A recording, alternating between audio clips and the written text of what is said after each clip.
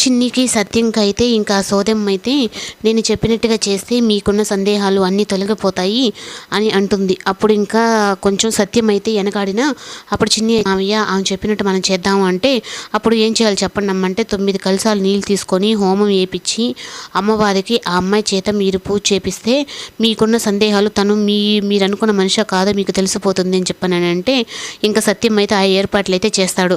చేసిన తర్వాత ఇంకా సరళనైతే పూజ ఉంది తీసుకురా అని చెప్పానంటే సరళకి ఏం అర్థం కాకుండా అప్పుడు పూజ అని చెప్పని వచ్చిన తర్వాత అప్పుడు మొత్తం అయితే కనుక్కునేస్తుంది. ఏంటి మనకు ఇంతంత ఖర్చు పెట్టి నువ్వు చేయడం అవసరమా, తను కాదని తెలిసింది కదా, అయినా నువ్వు ఎందుకు చేస్తున్నావు ఇలా అని చెప్పని సత్యం అయితే అడిగితే తను నా చెల్లెలో కాదు అని తెలుసుకోవడానికి కాదు, అలాగే తను వాళ్ళమ్మ అయితే తను చిన్ని సంతోషం కోసం ఇదంతా చేస్తున్నానని చెప్పని సత్యం అయితే అంటాడు. అప్పుడు ఇంకా ఉష అయితే ఆ అమ్మవారికి ఆ బిందులతో ఉన్న నీళ్ళైతే తన మీద పోసి చేస్తుంది. అక్కడికి రాజు కూడా అయితే వచ్చి చూస్తూ ఉంటాడు. కానీ నువ్వు చేసేదైతే మనం ఇప్పటికి చాలా అప్పుల్లో ఉన్నాం కదయ్యా, నువ్వు చేసేటన్ని ఇలా చేస్తున్నావు తన కోసం అని చెప్పానంటే అప్పుడు ఇంకా నువ్వేం మాట్లాడదు పూజ అయ్యేంతవరకు అని చెప్పని సరళకైతే సర్ది చెప్తాడు. అప్పుడు ఇంకా ఉష అయితే పూజ అంతా చేసిన తర్వాత తనకి తెలియకుండానే ఒక స్పృహ అనేది మాదిరిగా వచ్చి పడిపోతుంది.